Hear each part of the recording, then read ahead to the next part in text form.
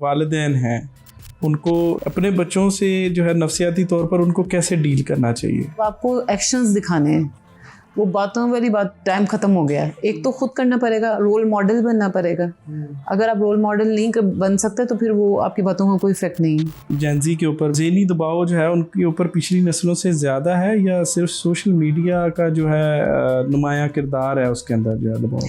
नहीं, जेनजी के बिल्कुल प्रेशर ज़्यादा है। उसकी वजह है कि जेनजी वो फर्स्ट जनरेशन थी कि जिसने जब आँख खोली है तो सोशल मीडिया का एक शुरुआत थी। जो जेनजी है उनका लेवल ऑफ स्ट्रेस ज़्यादा होता है क्योंकि उन्होंने शुरू से बचपन से वो वाली लाइफ ही नहीं देखी कि अच्छा मोबाइल या इंटरनेट के अलावा भी कोई लाइफ है। अल्फा और जो है जेनजी हैं इनके अंदर जो है खुद पसंदी ज़्यादा नहीं आगे टिकटॉक और इन चीज़ों के इस्तेमाल? बिल्कुल आ गई है। आप देखें कि हम सारे लाइक्स पे कमेंट्स पे चल रहे हैं और इतनी फ्रेजाइल चीज़ें कहते हैं ना, सेल्फ इस्टीम इतनी ऐसे हो गई है कि समझ लें कि लाइक्स से एक सेल्फ इस्टीम को बूस्ट मिलता है कि मैं तो पता नहीं क्या चीज़ हूँ।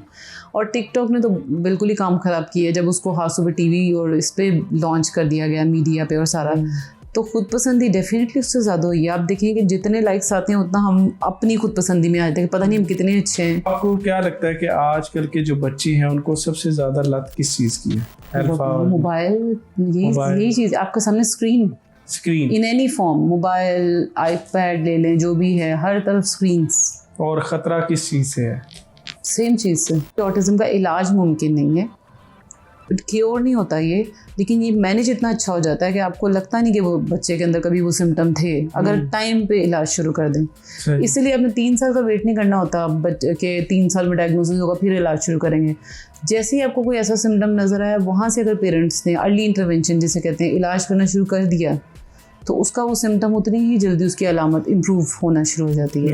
अब ये जिस बच्चे का मैं वाक़या बता रही हूँ वो हाइपर एक्टिव था, वो क्या करता था, उसकी मदर बताती थी कि वो ब्लेड से कट लगाता था अपनी फिंगर पे, उस पर आयोडीन लगाता था और वो पेन को फील करता था। उसको तब जाके फील होती थी हाइपर एक्टिव है, मतलब उसकी सेंसेशन जितना इन्फॉर्मेशन आनी चाहिए वो नहीं आ रही। ये जो हकलाना है, बच्चे कुछ हकलाते हैं फिर वो बड़े भी हमने देखा हकला रहे होते हैं, तो ये किस वजह से होता है? ये भी साइकोलॉजिकल प्रेशर की वजह से होता है।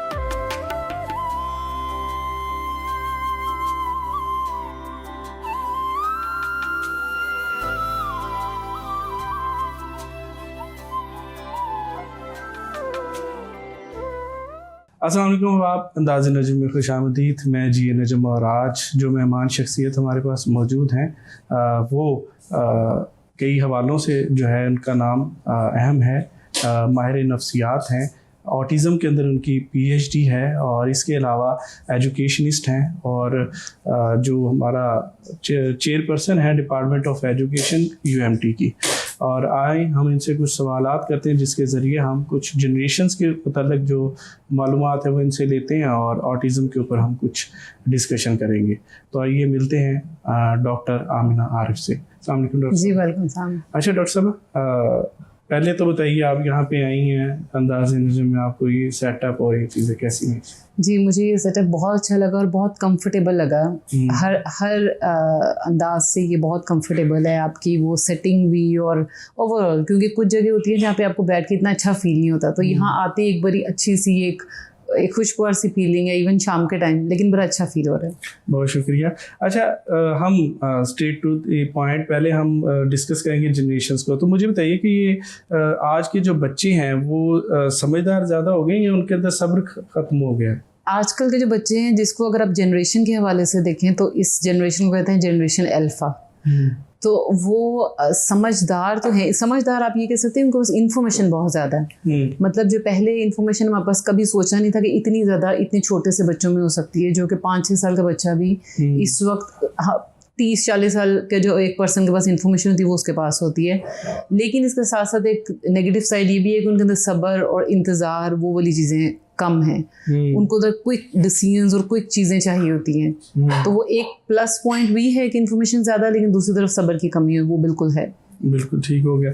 अच्छा मुझे बताएं कि जो हर नस्ल जो हमारे पास चल रही होती है तो वो पिछली नस्ल को कहते हैं यार, पिछली नस्ल जो है वो अगली नस्ल को कहती है यार ये बिगड़ गए हैं, पहले जैसे नहीं है, जैसे हम अपने वालिदैन का एहतराम करते थे अब उस तरह नहीं है, पहले ये होता था अब ये होता है, अब ये होता है। तो ये ऐसी क्या मामला हैं? आप ये देखिए, ये तो कल्चरली ऐसे चलता है जैसे हम जिस माहौल से हैं, हमें लगता है कि बाकी अब हो ये रहा है कि एक्चुअली पेरेंट्स को कोई भी कमेंट करने से पहले सोचना चाहिए कि आप जिस माहौल में डेवलप है वो बिल्कुल डिफरेंट है और अभी जो बच्चे जिसमें हैं वो बिल्कुल डिफरेंट है। तो इस तरह के कमेंट्स होते ज़रूर हैं लेकिन अवॉइड करने चाहिए, लेकिन हमारे कल्चर का पार्ट है, हम इसे करते हैं। इवन बच्चे भी कहते हैं कि पेरेंट्स हमें नहीं अंडरस्टैंड कर रहे, खाली पेरेंट्स नहीं कहते, बच्चे भी कहते हैं।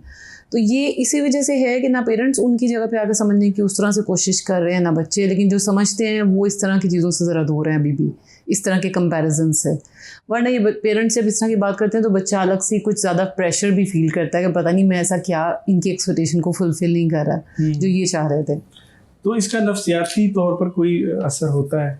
जैसे मैंने भी कहा ना कि वो बहुत दबाव, कुछ बच्चे हैं जो बहुत इफेक्ट होते हैं कि हमारे पेरेंट्स हर वक्त हमें क्रिटिसिज्म करते रहते हैं, जबकि वो पेरेंट्स बस अपने आप को समझते हैं जैसे हम एक अपनी ही उसमें समझ ले के रिफ्लेक्शन में होते हैं ना कि हमने बड़ी अच्छी लाइफ गुजारी, बड़ी कुर्बानियाँ दी, बड़ी एफर्ट की, इन बच्चों को बैठे बैठे सब मिल रहा है। तो वो तो उस एंगल से कह रहे होते हैं, वो उनकी दिल की बातें वो कह देते हैं।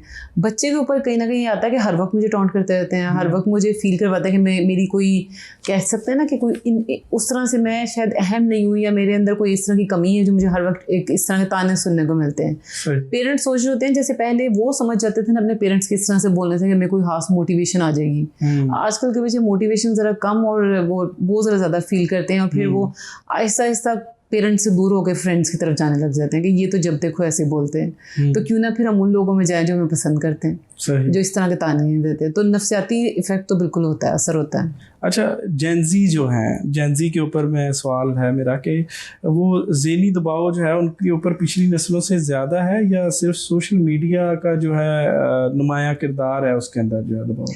नहीं, जेनजी को बिल्कुल प्रेशर ज़्यादा है। उसकी वजह है कि जेनजी वो फर्स्ट जनरेशन थी कि जिसने जब आँख खोली है तो सोशल मीडिया का एक शुरुआत थी। उससे पहले वाली जैसे हम लोग मिलेनियल्स हैं 80s में, तो वहाँ पे हमने वो वाला बचपन भी देखा है जो बिल्कुल टेक्नोलॉजी फ्री था। उसमें ये जो आपका हाथों पे जो सेटअप है तो देख के लगता है वापस हम थोड़ा सा मिलेनियल्स में चले गए जहाँ थोड़ा सुकून है, थोड़ा स्लो डाउन है। अब वो क्या है कि हमने वो वाला बचपन भी देखा जो बिल्कुल टेक्नोलॉजी फ्री था। इन्होंने देखा कि जैसे ही आँख खुली तो सोशल मीडिया और इंटरनेट और इस नई दुनिया को एक्सप्लोर करना और कंपैरिजन और ये सब चीज़ें, तो ये तो समझने कि शुरू से ये जो फेस कर रहे हैं ना, ये रीज़न है कि ये वाकई ही बाकी जनरेशन्स के कंपैरिजन में जो जेन ज़ी है उनका लेवल ऑफ स्ट्रेस ज़्यादा होता है, क्योंकि उन्होंने शुरू से बचपन से वो वाली लाइफ ही नहीं देखी कि अच्छा मोबाइल या इंटरनेट के अलावा भी कोई लाइफ है। तो उनका डेफिनेटली अगर इतना ज़्यादा एक्सपोजर है तो स्ट्रेस भी ज़्यादा होगा उसी तरह से। कंपैरिजन ज़्यादा है, सोशल मीडिया पे परफेक्ट इमेज देखना और फिर अपने आप को हर वक्त उससे कंपैरिजन करते रहना। तो उनका बाकी जनरेशन के मुकाबले में वाकई ही स्ट्रेस एंजाइटी लेवल ज़्यादा है। अच्छा, जनरेशन वाइज जैसे मिलीनियल्स आपने कहा, तो ये जो जनरेशन है क्या आपको लगता है कि इस जनरेशन ने बहुत कुछ देखा है मिलीनियल्स से? हाँ, जाहिर है उनके जैसे बिल्कुल स्लो डाउन टेक्नोलॉजी से फिर अपर टेक्नोलॉजी और इस टाइम एडवांस टेक्नोलॉजी के अंदर जो मिलीनियल्स है, आप देखिए इनके बारे में अगर आप सर्च करें तो आपको मिलेगा कि ये अपॉर्चुनिटी और वो तजर्बात वाली जनरेशन है कि हमने वो भी देखा। और अभी आप देखिए कि मिलीनियल्स जैसे सपोज हम हैं तो हमारे बच्चे हैं तो हम उनसे बहुत ज़्यादा गैप फील नहीं करते। कुछ लोग हैं जो एकदम से उस पे भी आ गए टेक्नोलॉजी को कैसे डील करना है। तो दोनों साइड को हमने देखा तो तजर्बात ही देखे हैं मिलीनियल्स ने, वो वाला भी और ये वाला भी। तो ये एक प्लस पॉइंट है मिलीनियल्स का भी कि दोनों साइड्स देखी। क्या बात है। अच्छा, जो साइलेंट जनरेशन है उसने कुर्बानी और हिजरत देखी है, मिलियंस ने जो है वो तरक्की देखी है, और जो बेबी बूमर्स हैं उन्होंने मुशर्रफ का दौर देखा है। इसके अलावा जो जेनजी हैं उन्होंने टिकटॉक सारा देखा है। तो इनकी नफ्सियात को आप कैसे जो है तफरीक करेंगे इनके दरमियान में? नफ्सियाती जैसे अभी हमने कहा कि सबसे ज़्यादा इफेक्ट जो जनरेशन नफ्सियाती पहलू से हुई है ना वो जेनजी ही है। वो सबसे ज़्यादा इसी वजह से डिस्कशन में ज़्यादा है, इसीलिए डिस्कशन में ज़्यादा ना कि वो समझ लें कि हर वक्त एक कोई प्रेशर बिल्ड हुआ हुआ चारों तरफ। वो इससे पहले वाली जनरेशन्स में उस तरह का प्रेशर था ही नहीं। मतलब हर वक्त एक, जैसे मैंने कहा ना कि वो सोशल मीडिया पर बड़ी एक कॉमन से पिक्चर है, वो जो एक एप्पल को दिखाते हैं, फ्रंट से दिखाते हैं बड़ा चमकता हुआ एप्पल, और वो सोशल मीडिया का दिखाया हुआ है कि लाइफ सोशल मीडिया पे ऐसी है। लेकिन जैसे ही उसके पीछे दिखाते हैं सीन तो वो बिल्कुल ख़राब सा और खाया वो अजीब सा एप्पल है। वो था कि वो रियल लाइफ है। मतलब सोशल मीडिया पे सारी लाइफ आइडियलिस्टिक ही दिखाई जाती है। तो जेनजी जो है वो इस तरह की चीज़ें देख देख के समझना कि इनकी तरबियत हुई ही थ्रू, अभी भी जो अल्फा जनरेशन अभी राइट नाउ जो बच्चे हैं उनकी तरबियत देखें थ्रू इंटरनेट हो रही है, थ्रू यूट्यूब शॉर्ट्स और ये सारी चीज़ें चल रही हैं। सो जेनजी का कंपैरिजन पिछले वालों से जो हमने सीखा, आप देखें आप जेनजी को उठा के देखें उन्हें पीछे हिस्ट्री इतनी ज़्यादा नहीं पता होती। उन्हें वो पता है जो उनको रील्स ने सिखाया और जो उनको कुछ वो टिकटॉक्स और उन चीज़ों ने सिखाया। तो नफ्सियाती हवाले से सबसे ज़्यादा इफेक्टेड यही जनरेशन है जिन्होंने वही वाली चीज़ है कि ऑफलाइन लाइफ नहीं देखी, उन्होंने यही देखा है। और वो जब से बचपन से डेवलप होते और वो एक्सप्लोर करने का टाइम था। अब तो देखें ना, जो अभी की जनरेशन है उनको ये कॉन्सेप्ट ही नहीं है कि वाईफाई नहीं भी हो सकता। तो वो जेनजी वाला वो टाइम था ना जब हम कॉलिंग कार्ड्स भी लेते थे, इंटरनेट कार्ड्स लेते थे। मतलब एक क्यूरियोसिटी थी कि इंटरनेट पता नहीं ऐसी क्या चीज़ है, कितने मिनट्स मिलेंगे। और अभी अल्फा वालों को वो वाली सिचुएशन है कि अवेलेबल है तो ठीक है, उसकी कोई ऐसा क्यूरियोसिटी नहीं है। तो इस तरह के रोलर कोस्टर से ये जेंजी वाले सबसे ज़्यादा गुजरे हैं।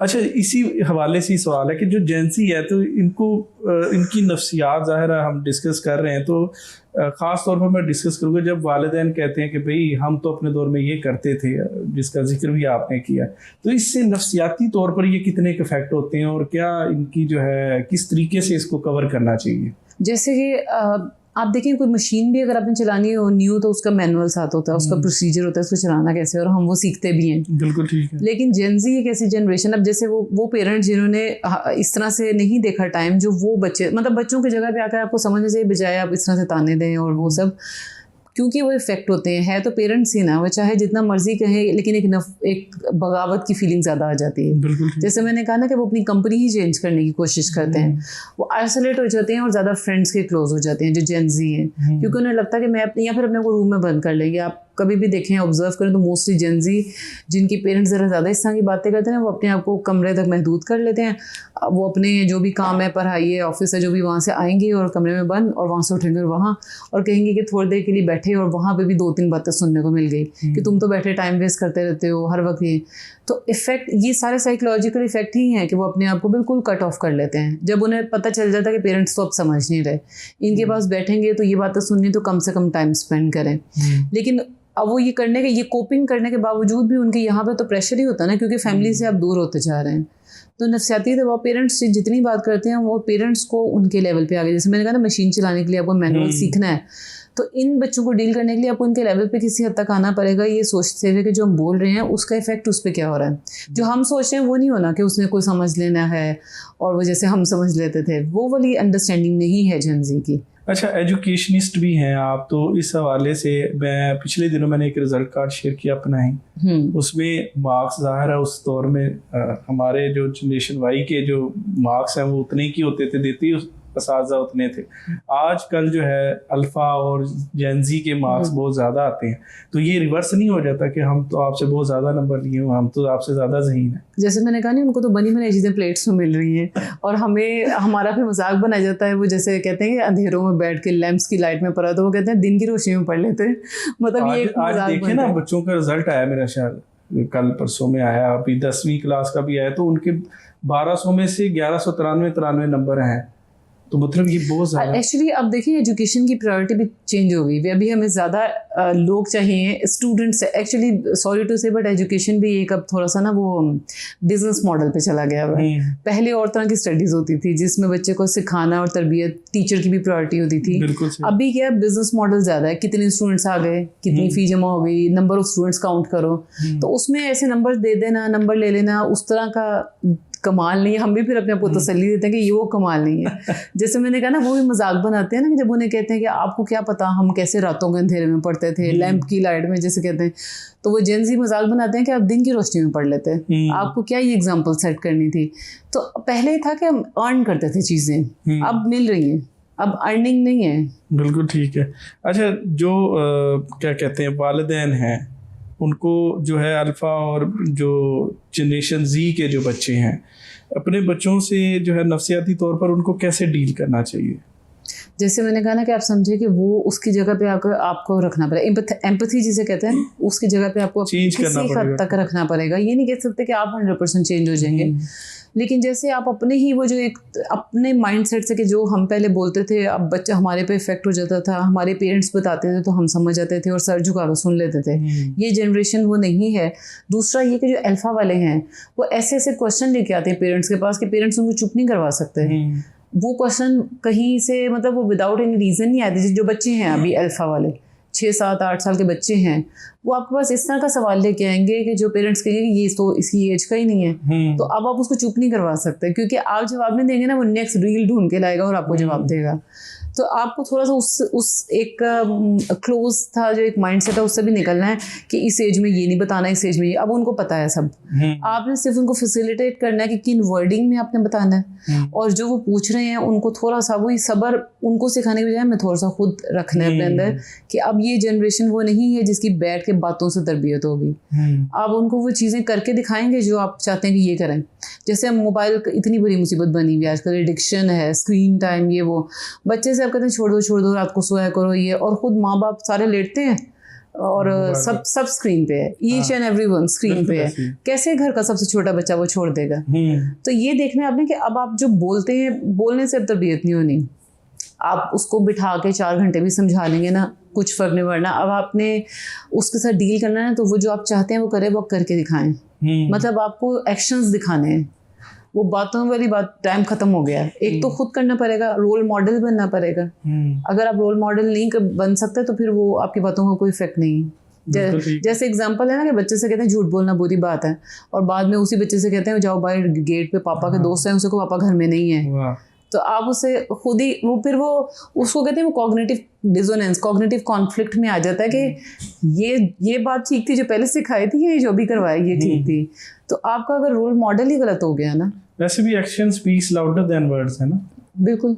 तो आपको क्या लगता है कि ये अल्फा और जो है जेनजी हैं, इनके अंदर जो है खुद पसंदी ज्यादा नहीं आ गई टिकटॉक और इन चीजों के इस्तेमाल? बिल्कुल आ गई है। आप देखें कि हम सारे लाइक्स पे कमेंट्स पे चल रहे हैं, और इतनी फ्रेजाइल सी, इसे कहते हैं ना, सेल्फ स्टीम इतनी ऐसे हो गई है कि समझ लें कि लाइक्स से एक सेल्फ स्टीम को बूस्ट मिलता है कि मैं तो पता नहीं क्या चीज़ हूँ। और टिकटॉक ने तो बिल्कुल ही काम ख़राब किया है जब उसको हाथ सुबह टीवी और इस पे लॉन्च कर दिया गया, मीडिया पे और सारा। तो खुद पसंदी डेफिनेटली उससे ज़्यादा हुई है। आप देखेंगे कि जितने लाइक्स आते हैं उतना हम अपनी खुद पसंदी में आ जाते हैं, पता नहीं हम कितने अच्छे हैं कि लोग हमें लाइक्स दे रहे हैं। और इसके वाइस वर्सा जब वो लाइक्स नहीं मिलते तो फिर जो एकदम से वो उनका डाउनफॉल आता है ना मेंटली, कि उन्हें लगता है कि अब तो पता नहीं मेरी इंपॉर्टेंस ही नहीं है। मतलब उनका क्राइटेरिया अपने आप को इम्पॉर्टेंट गेज करने का है या देखने का कि मैं कहाँ हूँ, वो लाइक्स, नंबर ऑफ लाइक्स पे चल रहे हैं। तो खुद पसंदी ही तो जन्म ले रही है इन चीज़ों से। इंस्टाग्राम हो जाए, टिकटॉक तो वैसे ही नंबर 1 पे है। आप देखिए उस पर हो क्या रहा है, कंटेंट क्या है। बिल्कुल यही तो कंटेंट तो आपका नार्सिज्म ही क्रिएट कर रहा है ना। खुद पसंदी आ रही है कि अच्छा देखेंगे लोग, पसंद करेंगे, और फिर आप वैसा बनने की कोशिश करते हैं जैसा लोग आपको देखना चाहते हैं ताकि लाइक्स आएँ। अच्छा, एक और पहलू हम इसके अंदर डिस्कस करना चाह रहे हैं। मतलब जेंजी जो है जब किसी के घर में ब्याह कर जाती हैं, हम ख़वातीन की बात करते हैं, और उनको जैसे कि पहले था मुश्किल दौर था, कपड़े वगैरह धोने वो हाथ से धोने पड़ते थे, वॉशिंग मशीन भी मतलब कम ही अवेलेबल होती थी। उससे पीछे जनरेशन में चले जाएं तो वो तो धोती भी नहर पे जाके थी, उधर जो है मुमकिन नहीं होता था। गांव वगैरह की बात कर रहा हूँ। अब वॉशिंग मशीनें आई, वॉशिंग मशीनें फुली ऑटोमेटिक हो गई। अब सिर्फ कपड़े आपने डाले और उसने ऐसे आपको दे दी और आपने फैलाए और निकले। अच्छा, जब अब इसी तरह बाकी भी मामलात हैं, अब एसी अवेलेबल हैं, पहले एसी नहीं होते थे इस तरह। तो ये जब सास ताने देती है बहू को कि भाई हम तो अपने दौर में ये काम करते हैं, ये करते रहे हैं, हम तो ये चीज़ें 10 बंदों का भी खाना हम बना रहे थे, तुम्हें 2 लोगों का खाना बनाते हुए मसला हो रहा है। इसका नफ्सियात के ऊपर क्या है? आप ये देखेंगे सबसे पहले तो वो सास और बहू मोस्टली आजकल वर्किंग होती। बहू जो है आजकल बहुत ही कम है जो, मतलब है, ऐसा नहीं कि नहीं है, लेकिन मोस्टली तो वर्किंग है। और अगर वर्किंग नहीं भी है तो वो बहू भी तो उसी सोशल मीडिया का शिकार है। उन्हें लगता है, मतलब हम खुद जब, अच्छा अब इसका नफ्सियाती वही वाली चीज़ है कि बगावत जन्म लेती है जब इस तरह की चीज़ें होती हैं। सीधे तरीके से आप समझाएंगे ना, वही रोल मॉडलिंग या प्यार से, वो अदरवाइज आप दूसरे तरीके से बोलेंगे तो बगावत के अलावा कुछ नहीं होता कि जो करना भी है मैं नहीं करूँगी अगर बताना है तो प्यार। हाँ, कि मतलब ठीक है, अगर आप कहते हैं मैं ऐसी हूँ तो मैं ऐसी हूँ। मतलब आजकल लोगों को अपने को प्रूफ करने को कहते हैं जो समझना समझो, सुकून इसी में है। हमें कन्विंस नहीं करना। तो वो अब थोड़ा वही वाली सिचुएशन है कि सास हो या माँ बाप हो, आना उसी जगह पे है कि आप इस तरीके से डील नहीं कर सकते। चाहे वो एक खास कुछ रिश्ते ऐसे हैं जिनको आप पूरी जिंदगी, पूरी दुनिया को भी चेंज कर देंगे ना, वो रिश्ते चेंज नहीं हो सकते। जैसे सास बहू का है, जितना भी फिर वो बहू कहेगी मैं जितना भी कुछ कर लूँ ना, इनकी स्टेटमेंट सी ही रहनी है। तो वो कुछ लोग अपने आप को बिल्कुल जैसे कहते हैं ना साइकोलॉजी डिसेंसिटाइज कर लेते हैं। अच्छा जो बोलना बोलो। इस पे भी वैसे बाय द वे बड़ी रील्स बनी डीट हो जाते हैं कि वो कहते हैं कि पहले रो रहे हैं, मुझे बुरा कह दिया, उसको कहते हैं जो बोलना बोलो। तो ये बगावत है। और एक अगर आपको लगता है इससे कोई फर्क पड़ जाएगा तो कोई फर्क नहीं पड़ता, वही हो जाता है। आप मुश्किल आप कहते हैं ठीक है। हमने अपने दौर में, मैं असल में दोनों को मिक्स इसलिए कर रहा हूँ कि आपका माहिर नफ्सियात भी एजुकेशनिस्ट भी है, तो मैं क्वेश्चन को थोड़ा सा जो है ना वो मिक्स करके कर रहा हूँ कि मतलब हम अपने दौर में टीचर्स जो है हमें बाकायदा मारते थे और हम उनके जो है फिर भी मतलब टीचर जा रहा है तो हम उनके पीछे पीछे चल रहे होते थे, मतलब रिस्पेक्ट भी उसी तरह थी। इवन मुझे याद है कि मेरे टीचर को कहा गया कि भाई इसकी ना सिर्फ ये जो है ना चमड़ी दे दो, बाकी हमें दे दो, तुमने इसको पढ़ाना है और इसको ठीक करना है। अब हमारी जो जनरेशन है और जो आज की जेनजी है और अल्फ़ा है, इसमें जो आप ये समझ रहे हैं कि ये जो है गैप बड़ा ख़त्म हो गया कि अब बच्चे को मार नहीं सकते आप, कुछ पॉलिसीज भी ऐसी बन गई। बच्चे को मार भी नहीं सकते। वो कहते हैं ना मार नहीं प्यार वाली पॉलिसी आई थी, तो टीचर्स ने का मतलब उन्होंने बना लिया मार नहीं प्यार। कि मार मतलब इसमें हो क्या रहा है कि एक तो पेरेंट्स की अपनी अप्रोच के बच्चे को, वो पहले पेरेंट्स कहते थे वो जैसे आपने कहा कि आपका मतलब आपके हवाले है, अब आपने जो भी करना है। अब तो समझ लें टीचर्स का एहतराम भी वैसा नहीं है। सेम जैसे आपने बताया हम भी ऐसे किया करते, टीचर चल रही है तो हम पीछे पीछे। अब तो टीचर को देखते ही वो ज़्यादा मिसबिहेवियर की तरफ आ जाते हैं बच्चे। उसके पीछे पेरेंट्स का भी रोल है कि वो उनको, और आजकल वैसे फिर वही बाय द वे एजुकेशन को आप सिर्फ परचेज करते हैं। एजुकेशन आप खरीद रहे हैं क्योंकि बिजनेस मॉडल है, तो टीचर का भी एहतराम और सब चीज़ें ऑटोमेटिकली जब आप सारी बातें फाइनेंशियली हो जाती हैं ना, तो पहले ये नहीं होता था। पहले आप देखें कि आप यहाँ का भी सेटअप हो, गाँव के अक्सर लोग बताते हैं कि हम तो जाके बैठ जाते थे, सारा दिन हमारी लर्निंग चल रही होती थी कि हम उस्ताद साहब के पास जाके बैठ गए हैं और वो बाकी हमसे काम भी करवाते थे, वो कभी पेरेंट्स ने कुछ नहीं कहा।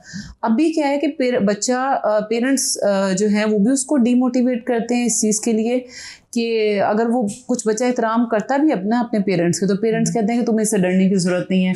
मतलब समझना कि यूनिवर्सिटीज़ में एक बच्चे आपके टीचर के मुंह पे बोल देते हैं कि हम फीसेस देते हैं तो आपकी सैलरी आती है। ये बच्चे ने एक टीचर के मुंह पे बोला है।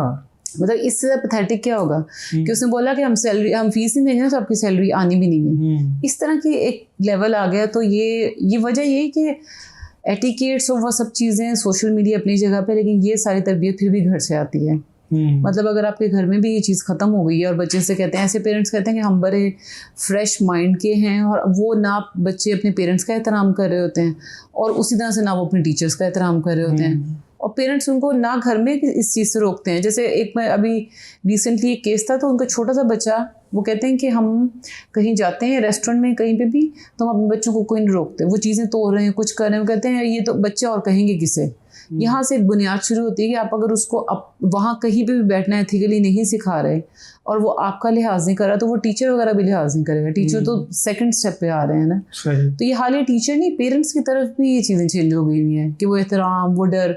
आप छोटे से बच्चे को भी आज अपनी बात नहीं मनवा सकते। आप चीख सकते हैं, नहीं वो आपकी बात नहीं मानेगा, कन्विंस ही नहीं होगा, उसको लगेगा कि ये मेरा कुछ नहीं कर सकते, इवन हम पेरेंट्स हैं। तो ये ओवरऑल चेंज है तो सही, बिल्कुल एहतराम वाला एलिमेंट भी बड़ा इसमें कॉम्प्रोमाइज़ हो गया है। अच्छा, ये जो हम अमूमन कहते हैं बच्चों को कि भाई तुम हमारी बात नहीं मानोगे तो आप नाकाम हो जाओगे, जैसे हम कह रहे हैं वैसे करो, तो इससे एंजाइटी वगैरह बच्चों के अंदर बढ़ रही है या अल्फा और जी के अंदर? अगर चाहे वो जनरेशन कुछ भी कोई भी हो, लेकिन जैसे मैंने कहा ना, पेरेंट्स का कहा हुआ बच्चों के ऊपर इफेक्ट करता है। तो वो जैसे है ना कि बच्चों, अच्छा जेन जी वाले तो सीधा बोलते हैं कि आप तो हमें बद्दुआएं देते हो, वो अपने पेरेंट्स के मुंह पे बोलते हैं आप बद्दुआएं देते हो। और ये मैंने कहते सुना जेन जी को, और वो कहते हैं बद्दुआएं देते, माँ बाप बद्दुआएं देते, मतलब बजाय वही चीज़ है कि या तो आप उसके लेवल पे आकर समझ लें या फिर चुप हो जाएं बच्चे को भी। लेकिन आजकल ये जो बातें हैं वही, जैसे मैंने कहा, उन्हें लगेगा पेरेंट्स को कि हमें नहीं पता नहीं ऐसी क्या मोटिवेशन दे रहे हैं ऐसी बातें करके कि तुम तो नाकाम हो जाओगे। वो कहते हैं नहीं ये बद्दुआ है और आप मेरी लाइफ आप खराब, अगर उनकी लाइफ में कुछ ख़राब होता है कहते हैं मेरे पेरेंट्स ने बदवा दी थी। तो प्रेशर है। तो और फिर इससे क्या होता है, वो उस वक्त तो जवाब दे देते हैं, लेकिन कहीं ना कहीं बैक ऑफ द माइंड उनकी अंदर एक नफ़रत पेरेंट्स के लिए ये डेवलप होती रहती है। और लाइफ में आगे जाके कहीं पे भी कहते हैं मैं कभी भी नहीं क्रेडिट दूंगा कि मेरे पेरेंट्स से मेरे लिए उन्होंने मुझे सिर्फ प्रेशर दिया। तो ये वाली बातें, चाहे कोई भी जनरेशन हो, पेरेंट्स का कहा हुआ इफेक्ट होता है, साइकोलॉजिकल इफेक्ट होता है। अच्छा डॉक्टर साहब, मुझे बताइए कि जो नस्लें हैं इनके टकराव की सबसे बड़ी वजह आपको क्या कम्युनिकेशन गैप लगता है? बिल्कुल कम्युनिकेशन गैप ही है। हम उस वक्त से यही बात कर रहे हैं कि पेरेंट्स बोलते हुए ये नहीं सोचते कि वो तो जो बोल रहे हैं उनकी इस्लाह के लिए, लेकिन वो कैसे परसीव कर रहे हैं, और वो आगे से जवाब देते हैं तो वो ये नहीं सोचते कि पेरेंट्स के ऊपर इसका क्या असर होगा। तो है तो कम्युनिकेशन गैप। बजाय बैठ के एक दूसरे से बात करने के सवाए ताने ना देते रहे एक दूसरे से, कोई सेम ग्राउंड पे कुछ आपस में बात करें, तो है तो बिल्कुल कम्युनिकेशन गैप। बिल्कुल ठीक है। अच्छा, अगर एक बड़ा अजीब सा है, लेकिन आप देखिएगा कि जेन ज़ी और बेबी बूमर्स को हम एक कमरे में बिठा दें तो किस बात के ऊपर झगड़ा होगा? अच्छा, बेबी बूमर्स की बात करें तो उनको तो ये लगता है कि जो जेन ज़ी हैं ये सिर्फ अपना टाइम ज़ाया करते हैं, ये गैजेट्स के ऊपर अपना टाइम ज़ाया करते हैं। और जबकि जेन ज़ी जो वो कहते हैं कि आपको पता ही क्या दुनिया और है क्या, मतलब आप तो जहाँ से बिलोंग करते हैं आपको तो दुनिया पता ही नहीं थी। तो वो एक कह रहा होगा बेबी बूमर्स वाला कि आप तो टाइम वेस्ट कर रहे हैं, जेन ज़ी कहेगा यही लाइफ है और आगे फ्यूचर इसी का है, आप पीछे रह जाएंगे और आप पहले पीछे हैं। तो लड़ाई तो इनकी सी भी होनी है कि छोड़ो, और वो कहेंगे नहीं पकड़ो। यानी ये बड़ा अच्छी खासी बहस वाला जो है मामला होने वाला है। बिल्कुल। अच्छा, अब छोटे से हम कह लें, रैपिड कह लें इसको, कि अगर आप जेन ज़ी को एक लफ्ज़ में डिफाइन करें तो क्या? जेन ज़ी को हम कह सकते हैं कि टेक्नोलॉजी या डिजिटल। ठीक है। और मिलेनियल्स? मिलेनियल्स तजुर्बात। ठीक है। और बेबी बूमर्स? बेबी बूमर्स हैं जिसको हम कहेंगे मेहनती, मेहनत, तरक्की, कुछ इस तरह का। हाँ। और अल्फा? अल्फा तो स्मार्ट, वो स्मार्ट जनरेशन है। स्मार्ट कहेंगे, और स्मार्ट कहेंगे, और स्मार्ट तो हो ही है, लेकिन हम उसको ज़रा थोड़ा लेवल पे स्मार्ट है। तो कहते हैं ना कि we are smarter than all the generation. Alpha तो ये कहते हैं, जैसे मैंने कहा, वाकई उनको तो ऐसी ऐसी इन्फॉर्मेशन होती है कि हमें पता है कि ये भी कोई नाम है। और वो ऐसे ऐसे टॉयज ढूंढ के आपको देते हैं कि ये ढूंढ के लाएं मार्केट से। मार्केट में जाके आप अल्फते जगह जगह जाते हो, कहते हैं आपने ये टॉय का नाम कहाँ से सुना, तो हम कहते हैं हमारे अल्फा जनरेशन ने बताया। इतने वो इन्फॉर्म्ड होते हैं। So they are the smarter generation. उनको ये पता होता है कि फलानी मार्केट के अंदर फलानी दुकान है और ये यहाँ और वो वहाँ अवेलेबल है, और वो पेरेंट्स कहते हैं, हम कहते हैं ये कैसे पॉसिबल है, मिलेगी। उन्होंने सारी वर्किंग की होती है। और हम जब अपने दौर में कोई चीज़ लेनी होती थी, कई मार्केटें घूम के फिर कहीं जाके वो चीज़ मिलती है। तो इसीलिए तो वो they are the smarter generation. तो आपको क्या लगता है कि आजकल के जो बच्चे हैं उनको सबसे ज़्यादा लत किस चीज़ की है? मोबाइल, यही चीज़ आपके सामने, screen in any form, mobile, iPad ले लें, जो भी है, हर तरफ स्क्रीन्स। और ख़तरा किस चीज़ से है? सेम चीज़ से कि वो इसी में कहीं ना कहीं गुम हो सकते हैं। और फिर उसकी आप देखेंगे इसका नुकसानात क्या क्या है कि स्लीप डिप्रीवेशन बहुत ज़्यादा हो गई है। ना बच्चे खुद टाइम पे सोते हैं, ना पेरेंट्स को सोने देते हैं। अगर छोटे बच्चे हैं पूरी रात जागते हैं। और खास तौर पे ये जो एक रिसर्च के अकॉर्डिंग है कि आप रात को 10 बजे 3 बजे के दरमियान ये एक विंडो है, अगर इसके दौरान आप नहीं सोते तो आपकी ब्रेन की जो प्रॉपर एक क्लोजिंग होनी होती है फाइल्स की, वो नहीं होती। आप समझ लें कि, और इससे ये वजह है कि हम 4 बजे 3 के बाद सोते हैं, हमें लगता है कि हमारा दिमाग कहीं भटक रहा था, सोते सोते सुकून की नींद नहीं है। तो मतलब इसके जितने आप लिस्ट बना सकते हैं कि मोबाइल्स के कितने नुकसान आते हैं या स्क्रीन के कितने नुकसान आते हैं। अब ये भी तो एक मजाक बना हुआ है ना कि आपका जब तक मोबाइल मुंह पे नहीं गिरता आप सोते ही नहीं, इंक्लूडिंग पेरेंट्स, कि आप एंड टाइम तक देखते हैं। और आजकल मैं आपको एक बात बताऊँ, बल्कि एक फीमेल का है, वो कहती है कि मेरी मदर की डेथ हुई मिलीनियल्स जनरेशन से, तो उसने कहा कि मैं मोबाइल रात को एंड आंखें बंद होने तक इसलिए यूज़ करती हूँ अपनी एंग्जाइटी को स्प्रेस करने के लिए कि मुझे फ्लैशबैक्स ना आए। ठीक है। तो लोग इसको इन एनी केस यूज़ कर रहे हैं। कुछ लोग कोपिंग के लिए यूज़ कर रहे हैं, कुछ लोग सिर्फ ओवर थिंकिंग को रोकने के लिए कर रहे हैं, लेकिन अल्टीमेटली इस वक्त सारी जनरेशन स्क्रीन का शिकार हुई है और वो सबसे बड़ा खतरा है इस वक्त। बिल्कुल ठीक है।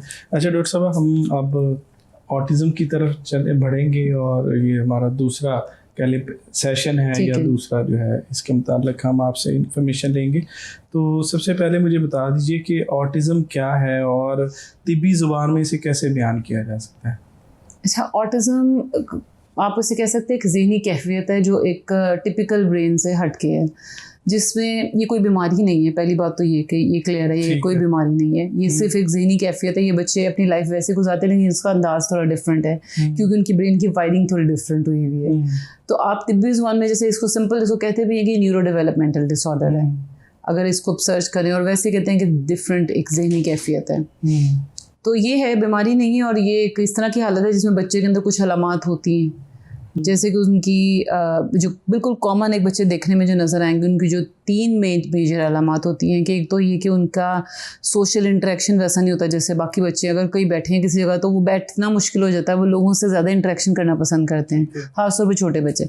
या उनकी कम्युनिकेशन, जो ऑटिज़म के साथ बच्चे हैं उसमें से मेजॉरिटी की स्पीच नहीं होती, बोलते नहीं, और अगर बोलते हैं कुछ तो बहुत कम वर्ड्स बोलते हैं।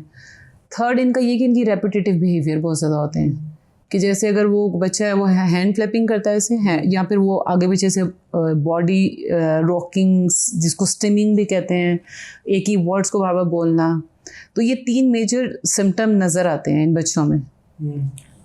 तो ये बेसिकली है आपको देखने में, और वो आपको, आप उसको आवाज़ देंगे वो अपने नाम पर रिस्पॉन्स नहीं करेगा, आप आई कांटेक्ट मेंटेन नहीं करेगा। ये कुछ चीज़ें जो सामने नज़र आ जाती हैं बच्चे के अंदर, अनयूजुअल है थोड़ी सी बाकियों से हटके। तो इसके लिए क्या कोई थेरेपी होती है, क्या होता है, किस तरीके से उनको हम नॉर्मल, मतलब अगर आपको जो है पता चल गया है तो फिर उसके बाद क्या उसके ऊपर रेमेडीज होती है? पहली बात तो ये कि इसमें ऑटिज़म का पैदाइश के टाइम तो पता ही नहीं चलता, और 3 साल से पहले इसको डायग्नोज, इसकी तशखीस की नहीं जा सकती। मतलब पता चल जाता है, साइकोलॉजिस्ट जिसको करते हैं इसकी डायग्नोसिस। अगर पता चल भी जाए तो वो आपको डायग्नोज करके नहीं देंगे कि इनके फीचर हैं, मतलब एक स्टैंडर्ड है कि 3 साल से पहले उसको डायग्नोज नहीं करते हैं। लेकिन शुरू की जो अलामात है, जैसे बच्चा अगर अब तो रिसर्च के अकॉर्डिंग है और पेरेंट्स ने भी शेयर किया कि 6 महीने के बच्चे को पता चल जाता है कि ऑटिज़म है, 1 मंथ के बच्चे का भी पता चल जाता है कि अगर वो अपने झूले में लेटा हुआ है और उसके ऊपर टॉय लगा हुआ है, वो अपनी टॉय मूव करता है तो अपनी आईज साथ साथ मूव नहीं करता। तो अच्छा, इसमें एक यही पर मुझे एक और चीज़ याद है कि ऑटिज़म तो है, मिस ट्रीटमेंट बहुत ज़्यादा, मिस डायग्नोसिस बहुत ज़्यादा है। क्योंकि जैसे मैंने कहा कि आप उनको बुलाते हैं और वो आई कांटेक्ट नहीं देते हैं, तो बिल्कुल छोटा बच्चा ना जो भी बोल नहीं सकता, तो आप उसको बुला रहे हैं वो आई कांटेक्ट नहीं दे रहा, तो इसकी बेस पे इतनी रॉन्ग डायग्नोसिस हुआ कि शायद बच्चे को आवाज़ नहीं जा रही। मतलब एक बच्चा था, उसकी मदर ने कहा इसकी 4 बार कानों की सर्जरी हुई है। तो कानों के 13 साल का बच्चा था, अब कानों की सर्जरी, और वो बच्चा इतना हैवी था, मतलब उसने वेट गेन किया हुआ था। कहती है इसकी दवाइयों का साइड इफेक्ट हुआ है। सर्जरीज क्यों हो रही हैं? बच्चे के अंदर जब पेरेंट्स ऐसे सिम्टम कुछ देखते हैं, वो सबसे पहले उठा के उसको अपने फैमिली डॉक्टर के पास ले जाते हैं। और फैमिली डॉक्टर वही जो आपके घरों के पास भी क्लिनिक्स खोल के बैठे हुए। अब वो बच्चे को ना वहाँ उन्होंने कहा इसको आवाज़ दी जा रही, इसलिए आपकी तरफ देखता नहीं। अब तो ऑटिज़म की काफ़ी अवेयरनेस है, हम डिफरेंट प्लेटफॉर्म पे भी इसकी बात करते हैं। पहले ये था कि वो मान लिया और उसके बाद उसको आवाज़ नहीं जा रही, एक सर्जरी हुई, ख़राब हुई, दूसरी हुई, करते करते करते और उनको दवाइयाँ इस तरह की दी गई कि वो उसका फिर वो ज़्यादा खाना शुरू हो गया, ज़्यादा सोना शुरू हो गया, ओबेसिटी का इशू हो गया। तो ये सारी वो चीज़ें हैं जो मिस डायग्नोसिस की वजह से हो रही हैं। अगर सही डायग्नोसिस की तरफ जाएँ, और इनके लिए थेरेपीज डिफरेंट होती हैं, जैसे इनके लिए बिहेवियर थेरेपी है, स्पीच थेरेपी है, ऑक्यूपेशनल थेरेपी है, फिर इनमें सेंसरी इश्यूज बहुत ज़्यादा होते हैं, वो थेरेपी है। ठीक है। तो ये सारे के सारे ये थेरेपीज इनकी मैनेजमेंट करती हैं।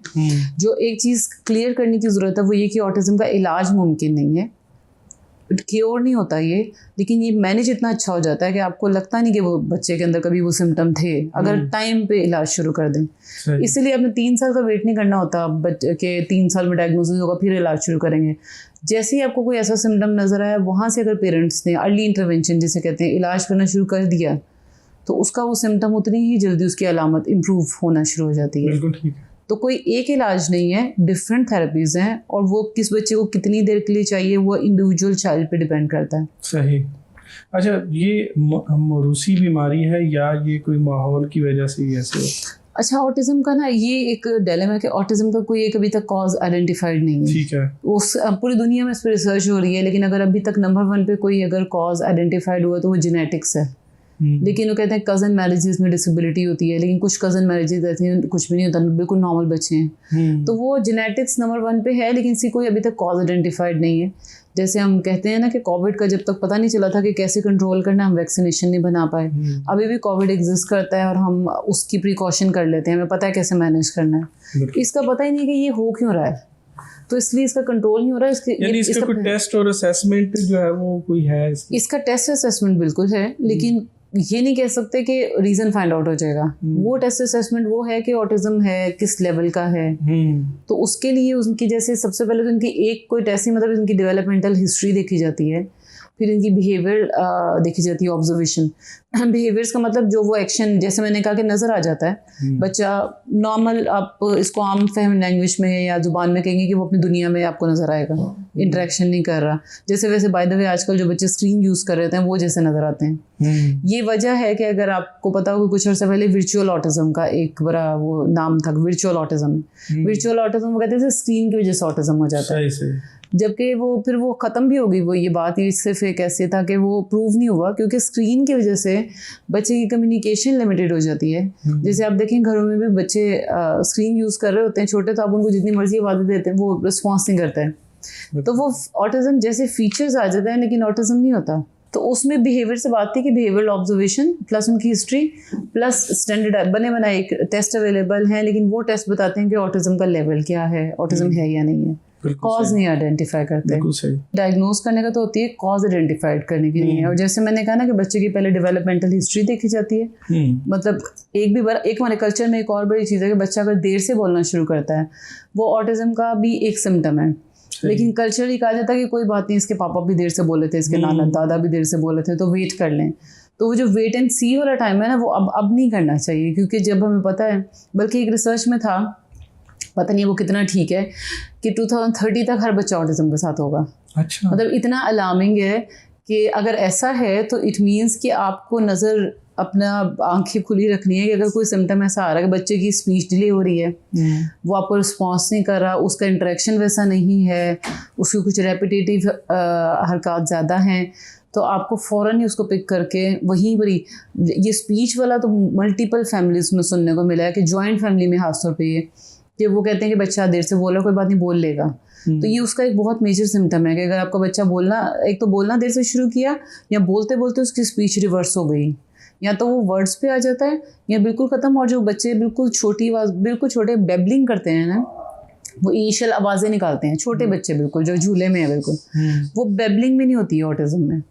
तो वो बिल्कुल ऐसा, तो ये वो सिम्टम है जिसके ऊपर शुरू से नज़र रखनी चाहिए। और एक इम्पॉर्टेंट बात जिस पर हमने भी नहीं बात की कि ऑटिज्म में सेंसरी इश्यूज़ बहुत ज़्यादा होते हैं। मतलब इसमें मेजॉरिटी में सेंसरी इश्यूज़ होते हैं। सेंसरी इश्यूज़ का मतलब क्या है कि हमारे जो पांच सेंसेस हैं, या तो वो इसको बहुत ज़्यादा, जैसे अगर हाइपर एक्टिव बच्चा है और उसकी देखने की सेंस हाइपर एक्टिव है, तो ये जो लाइट्स में हम आराम से बात कर रहे हैं ना, वो नहीं बैठ सकता, उसको लगेगा बहुत ज़्यादा, जितनी है उससे कई ज़्यादा तेज़, क्योंकि हाइपर एक्टिव है, उसकी सेंसेशन ज़्यादा इन्फॉर्मेशन ले रही है। या जैसे हल्का सा ऐसे हल्की सी ऐसे आवाज़ आएगी तो हमें लगेगा तो आवाज़ भी नहीं आ रही, जैसे अभी आई, उसको लगेगा मेरे सर के ऊपर कुछ गिर गया, तो वो कान बंद कर लेता है। हाइपर सेंसिटिव है सुनने की, इसीलिए सुनने की सेंस में, इसीलिए कहते हैं कि आजकल आप बच्चों को टच भी करें ना तो उनसे पूछ के परमिशन लेके, आपको नहीं पता कि किसके अंदर ऑटिज्म, क्योंकि बच्चों को जैसे कहते हैं जब वेल डन शाबाश ऐसे टच करें, उसको लगेगा मुझे धक्का दे रहे हैं। अच्छा। हाइपर एक्टिव बच्चा, और ऑटिज्म में सेंसरी इश्यूज बहुत कॉमन है, और इसकी अलग से थेरेपिस्ट चल रही होती है। बिल्कुल ठीक है। और जो हाइपो एक्टिव है उसका मैंने अभी सुबह भी बात हो रही थी, एक बच्चे का हाइपो एक्टिव था, उसकी जैसे अगर स्किन की सेंस है हमारी टच की, उसको ऐसे बच्चे होते हैं वो, उनको गर्मी में वो सर्दी के कपड़े पहन रहे थे, सर्दी में गर्मी है, अच्छा, उनको वो फीलिंग नहीं आती जो बाकी लोगों को आ रही, क्योंकि वो हाइपो एक्टिव है, वो उतना ज़्यादा नहीं फील कर पा रहे। सेम मतलब अभी जिस बच्चे का मैं वाक़या बता रही हूँ वो हाइपो एक्टिव था, वो क्या करता था, उसकी मदर बताती थी कि वो ब्लेड से कट लगाता था अपनी फिंगर पे, उस पर पायोडीन लगाता था और वो पेन को फील करता था, उसको तब जाके फील होती थी। हाइपो एक्टिव है, मतलब उसकी सेंसेशन जितना इन्फॉर्मेशन आनी चाहिए वो नहीं आ रही। तो ये वो जो ऑटिज्म में उस वक्त से हम बात करें ना कि इंटरेक्शन नहीं करता, बोलता नहीं, रेपिटेटिव बिहेवियर करता है, उसकी बेस के अंदर ये समझ लें ये दो चीज़ें, एंग्जाइटी और सेंसरी इश्यूज, ये ऐसे हैं जो अक्सर इग्नोर हो जाते हैं, जबकि ये वो दो रीज़न है जो वो उसके बाकी सारे सिम्टम को, अलामात को या तो बहुत ज़्यादा कर देते हैं। जैसे अगर बच्चा एंग्जाइटी में है तो वो बहुत ज़्यादा मूवमेंट रेपिटेशन करेगा। सही। फिर पिकी ईटिंग बहुत ज़्यादा होती है इनमें, एक ही तरह के खाने खाना पसंद करते हैं। कुछ बच्चे हैं वो सिर्फ ठंडा खाना खाते हैं। सही। और कुछ है जो बिल्कुल गर्म, मतलब उनकी मदर उसको आइसक्रीम भी मेल्ट करके देती है माइक्रोवेव में, क्योंकि उसको वो टेम्परेचर चाहिए। तो ये सारे सेंसरी इश्यूज हैं। उसको वो टेम्परेचर भी, जैसे हम कहते हैं ना, खाना भी एक सेंसरी, आपने मुझसे जैसे शुरू में पूछा आपको इस सेट पे कैसा लगा ये वो, तो यहाँ बैठ के आपको एक सेंसरी सूदिंग सा या कुछ फील होता है। अब उनके लिए, हमारे लिए खाना भी सेंसरी एक्सपीरियंस होता है। ठीक है। जैसे हम किसी रेस्टोरेंट में जाएं तो हम वहाँ जाके हाली खाना नहीं देखते, हम देखते हैं कंफर्टेबल कितना है, लाइटिंग कैसी थी। तो यहाँ पे क्या है कि अगर बच्चा बैठा है उसको खाने का कलर पसंद नहीं आ रहा, वो तब भी खाना नहीं खाएगा, सेंसरी इशू है ना। सही। तो इस तरह की चीज़ें हैं जो इनकी फिर प्रॉब्लम्स को, लोगों को बिहेवियर ऐसे आते हैं कि जैसे मैं लगता है कि बच्चा पता नहीं तंग कर रहा है जानबूझ के। जैसे इनके अंदर हेड बैंगिंग बहुत ज़्यादा होती है, दीवार से सर मारना ज़ोर ज़ोर से। और मेरे इंटरनेशनल जो क्लाइंट्स हैं उनमें अक्सर डिफरेंट कंट्रीज से, उनमें ये अलामत बड़ी कॉमन है कि बच्चे टक्कर मारते हैं दीवार से, हेड बैंगिंग करते हैं, उनमें ये बड़ी कॉमन है। और रीज़न क्या निकलती है, सिर्फ वो वाली एंग्जाइटी कि बच्चा अपनी शेयरिंग नहीं कर पा रहा क्योंकि स्पीच नहीं है, बोल नहीं पा रहा, और वो उसके अंदर बातें हैं और वो बता नहीं पा रहा, और वो बर्दाश्त करते करते करते फिर वो अपना जो बिहेवियर शो करता है ना ऐसे टक्कर में, वो क्या करना चाह रहा होता है, आपकी अटेंशन लेना चाह रहा होता है। आप वैसे नहीं समझ रहे तो फिर वो इस तरह से समझाता है। तो ये जो हकलाना है, बच्चे कुछ हकलाते हैं, फिर वो बड़े भी हमने देखा हकला रहे होते हैं, तो ये किस वजह से होता है? ये भी साइकोलॉजिकल प्रेशर की वजह से होता है। क्योंकि आप देखिए कि कुछ बच्चे, एक बच्चे का वाक़या था, उसकी टीचर कहती थी कि ये स्कूल में हकलाता है, पेरेंट्स कहते थे घर में ही नहीं बिल्कुल ठीक होता है। वो स्कूल के इन्वायरमेंट में प्रेशर फील करता था तो उसका ये एकदम से स्पीच भी डिस्टर्ब हो जाती थी। घर में वो रिलैक्स फील करता था तो वो सही होता था। और कई मैंने देखा वो गाना गाते हैं तो बिल्कुल फ्लुएंट हो जाते हैं, हाँ। और जब वो बात कर रहे होते तो हकला रहे होते हैं। तो वो प्रेशर है, एक नफ्सियात, एक आप समझ लें उनके असाबी एक दबाव होता है जिसके वजह से हो रहा होता है। कुछ तो ऐसे केसेस हैं जिसमें होगा कोई फिजिकल रीजन ऑर्गन की वजह से, लेकिन मोस्टली ये साइकोलॉजिकल होता है। तो आप क्या टिप्स देंगी जो इस तरह के मामलात हैं, वालिदैन को क्या टिप्स देंगी? जैसे आपने कहा कि वो सर मार लेते हैं दीवार के अंदर, तो मतलब अपने आप को वो चाह रहे हैं कि टेंशन सीख कर रहे हैं ना, तो क्या टिप्स देंगी, किस तरीके से इसको वो डील करें? अच्छा, एक सबसे पहले जो सबसे मेन टिप है वो ये है कि मतलब पेरेंट्स किसी की सुनी सुनाई बातों को अपने बच्चे के ऊपर एक्सपेरिमेंट ना करें। ठीक है। मतलब वो ये बहुत से फेसबुक ग्रुप्स भी बने हुए हैं पेरेंट्स के, जो रिसोर्स ग्रुप्स बने हुए हैं, उसमें क्या होता है कि वो किसी जैसे बड़ा एक कॉमन था कि किसी ने कहा कि इनको कैमल मिल्क पिलाना चाहिए। बिल्कुल ठीक। तो कैमल मिल्क से इनके अंदर बड़ी इंप्रूवमेंट आती है, बिहेवियर अच्छे हो जाते हैं, ठीक हो जाते हैं। तो वो सब पेरेंट्स शुरू हो गए कैमल मिल्क पिलाना। और ऑटिज्म के बच्चों के अंदर मेडिकल इश्यूज भी होते हैं, इनके अंदर गट के इश्यूज बहुत ज़्यादा होते हैं, इनके डायरिया बड़े कॉमन होते हैं।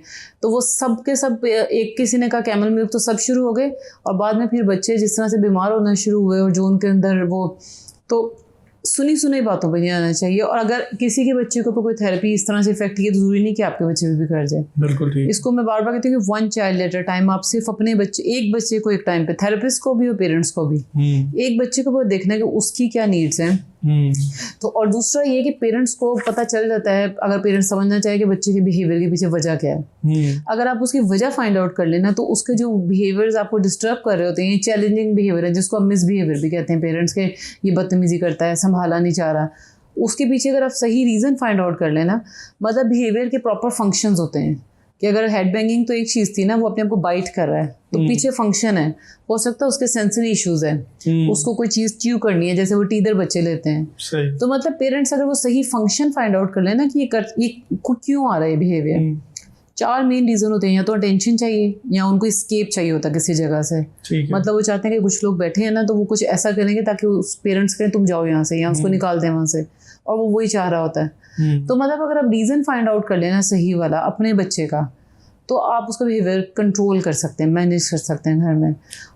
और जाहिर है ये जो है आप जैसे साहिब इल्म लोग हैं, ये आके अवेयरनेस क्रिएट करेंगे तो ये चीज़ें।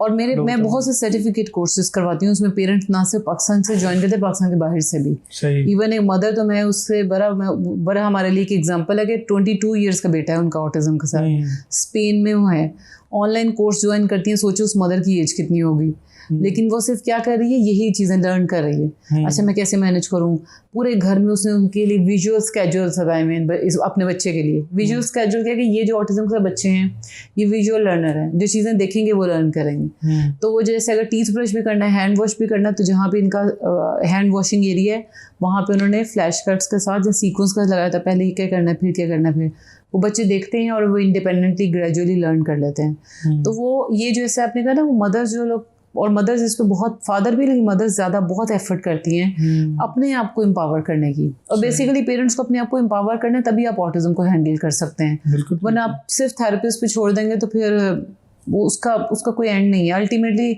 जहाँ बच्चे इम्प्रूव हुए हैं वो सबसे नंबर 1 पे उसमें उन पेरेंट्स का रोल था कि जिन्होंने अपने आप को खुद एम्पावर किया, एजुकेट किया और बच्चों को मैनेज किया। अच्छा, मुझे बताएं कि ये अल्टीमेटली ये जो ऑटिज़म का शिकार बच्चे हैं, तो अगर ये थेरेपीज़ लेते हैं, ये इलाज से गुजरते हैं, अर्ली डायग्नोज भी हो जाती हैं चीज़ें, और जैसे कहा गया है उस तरह पूरा अमल दरामद करते, तो क्या ये नॉर्मल लाइफ गुजार सकते हैं? ये बिल्कुल नॉर्मल लाइफ गुजार सकते हैं। जैसे मैंने, अच्छा ऑटिज़म के बारे में मुझसे ऑटिज़म बोल रहे हैं, ऑटिज़म स्पेक्ट्रम डिसऑर्डर है। स्पेक्ट्रम जैसे रेनबो होती है ना, आप आसमान में देखते हैं स्पेक्ट्रम। अब स्पेक्ट्रम का मतलब क्या है कि इसकी एक तरफ वो बच्चे हैं जो बिलो एवरेज आईक्यू के साथ हैं, जो ज़्यादा चैलेंजेस फेस करते हैं। कुछ ऐसे हैं जो एवरेज, जैसे अल्लाह ताला ने आईक्यू को नॉर्मली डिस्ट्रीब्यूट किया हुआ है, हम सबके दरमियान भी सब गिफ्टेड नहीं है और सब बिलो एवरेज नहीं है, मोस्टली एवरेज है। ये भी स्पेक्ट्रम में कुछ ऐसे बच्चे हैं जो हाई फंक्शनिंग ऑटिज्म के साथ होते हैं। हाई फंक्शनिंग मतलब ऑटिज्म है प्लस साथ वो गिफ्टेड है। और वही जिस बच्चे का मैं भी बात कर रही थी कि वो कट लगाता था, वो कुरान हाफिज है इस टाइम पे विद ऑटिज्म। और उसकी और वो कैलेंडर मेमोरी है उसकी।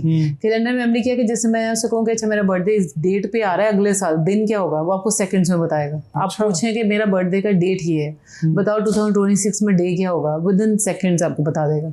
है ऑटिज्म। अच्छा, हम ये मुकाबले में भी देख रहे होते हैं अनएक्सेप्शनली वो बच्चे जो है बड़ा क्विकली वो जवाब दे रहे होते हैं, तो ये ऑटिज्म के गिफ्टेड होते हैं? नहीं, वो वैसे भी गिफ्टेड हों, तब मैं सिर्फ बता रही हूँ कि ऑटिज्म में भी गिफ्टेड, क्योंकि अल्लाह ताला ने वैसे भी गिफ्टेड बच्चे तो हैं ना, जरूरी नहीं होते ऑटिज्म में, सिर्फ ऑटिज्म के साथ गिफ्टेड आईक्यू भी हो सकता है। ये पॉइंट आउट कर रहे हैं कि आपने क्वेश्चन किया था कि ऑटिज्म का नॉर्मल लाइफ, वो नॉर्मल से भी बेहतर लाइफ गुजार रहे होते हैं। और वो ऐसे बच्चे हैं जो प्रॉपर जॉब भी कर सकते हैं, उनके अंदर ऐसी स्किल्स है। और जो गिफ्टेड नहीं है उनके साथ कुछ ऐसी स्किल्स होती हैं जिसको हम कहते हैं कि स्प्लिंटर स्किल्स, मतलब कि कुछ स्किल्स में बिल्कुल आउट परफॉर्म करते हैं। जैसे एक बच्चा पियानो बजाता था, तो वो जो ये जो पीसी होटल है उसमें वो उनकी लॉबी में पियानो पर है, वहाँ पे एक ऑटिज्म का बच्चा वो बजाता था कई साल तक। अच्छा। किसी को पता नहीं वो ऑटिज्म के साथ है, लेकिन उसकी वो स्किल थी और वो इतना अच्छा बजाता था और वो उसको प्रॉपर हायर किया था उन्होंने। तो अब ये क्या कि वो बिल्कुल नॉर्मल लाइफ गुजार सकते हैं। और जो बिल्कुल लो है, वो जो एक बिलो आईक्यू के साथ है, जो सवियर ऑटिज्म के साथ हैं, उनको बेसिकली हेल्प की ज़रूरत रहती है। लेकिन अगर टाइमली करते जाएं बाकी बच्चे, तो वो तो आप जैसे बाकी बच्चों को वो फोकस ज़्यादा करें, उनकी स्किल इंप्रूव हो। ऑटिज्म के साथ भी ऐसे है कि मैंने जिससे पहले कहा था, वो इतना इंप्रूव होते हैं कि उनको बाद में वो डायग्नोज करने के क्राइटेरिया पे भी पूरा नहीं उतरता है। और थेरेपिस्ट कहते हैं कि इनको अब ऑटिज्म, आप जैसे कहते हैं ना क्राइटेरिया यही है, इसके अकॉर्डिंग ऑटिज्म नहीं है, लेकिन फीचर्स उनके साथ पूरी लाइफ रहते हैं और वो उसको मैनेज कर रहे होते हैं। अच्छा, अब आखिर में मैं चाहूँगा कि जो वालिदैन हैं उनको बच्चे का स्क्रीन टाइम और ये जो डेवलपमेंट नॉर्मल नहीं है, ये कब तक असेस कर लेना चाहिए उस चीज़ों को, और फिर अगर इस तरह का मामला होता है तो कब तक आप जैसे जो है डॉक्टर्स हैं जो इस काम के अंदर स्पेशलिस्ट हैं उनसे रजू करनी चाहिए? अब ये देखें कि सब बच्चों पेरेंट्स को पता होता है कि कौन सा एक टिपिकल एज है, कहाँ पे बच्चे को बोलना शुरू करना है, कहाँ पे उसको चलना शुरू कर देना चाहिए, कहाँ पे इंटरेक्शन है, ये पेरेंट्स को पता होता है कि इतनी एज में बच्चा बोलता है, इतनी। तो वही आप समझ लें कि वो जो एक टिपिकल माइलस्टोन जिससे हम कहते हैं कि इस एज में ये सब चीज़ें हो जाती हैं। अगर आपको कहीं पे भी नजर आए ना कि नहीं इस एज में नहीं हो रहे, तो आप बिला वजह की वो वाले, जैसे मैंने पहले कहा, डिनाइल में ना रहें कि अच्छा बोल लेगा, अच्छा वो भी देर से, आप वहीं पर ही पकड़ें उस चीज़ को। और पेरेंट्स से बेहतर किसी को नज़र नहीं आता कि बच्चे के अंदर कुछ चेंज है। तो मतलब जहाँ पे आपको चेंज नज़र आना शुरू हुआ ना, वहाँ पे आप उसको बिला वजह की अपने आप को एक तसल्ली देने के लिए टाइम ना गुजारें, बिल्कुल ठीक, उसको डिस्कस कर लें। प्लस माहिर नफ्सियात से डिस्कस करें, जो फैमिली डॉक्टर है ना, और माहिर नफ्सियात के पास जाना कोई स्टिग्मा नहीं कि पागल ही जाते हैं। हम बार बार, मैं तो ये कहती हूँ कि जैसे फिजिकल हेल्थ का ख्याल रखते हैं, वैसे मेंटल हेल्थ का भी रखना चाहिए। और मेंटल हेल्थ अगर अच्छी है तो फिजिकल भी अच्छी हो जाती है। तो वो ये बेसिकली है कि पेरेंट्स को सिर्फ उसको देखना है कि एक टिपिकल बच्चा ऐसे डेवलप हो रहा है, जहाँ उनको चेंज नज़र आया वो वहीं उसको पकड़ गए, तो वही वो टाइम है इंटरवेंशन का। अगर उसको डिले किया तो उसकी इम्प्रूवमेंट भी फिर बहुत कम होती है। बहुत शुक्रिया डॉक्टर साहब, आप सलामत रहें। और बहुत कुछ सीखने को मिला, और मैं ख़ास तौर पर ये अवेयरनेस जो है आपने दी ऑटिज़म के हवाले से, ये बहुत मालूमाती है। और मैं समझूंगा कि जो इस तरह के जो लोग हैं जो इस चीज़ का शिकार हैं वो इससे अगर आगही ले लें और टाइमली इसको क्योर अप करें तो मेरे ख्याल में ये चीज़ें मामला ठीक हो सकते हैं। बहुत शुक्रिया। अब आप ग्रामी इजाज़त दीजिए, अपना ढेर सारा ख्याल रखिए, मिलते हैं आइंदा किसी और पॉडकास्ट में। अल्लाह हाफिज़।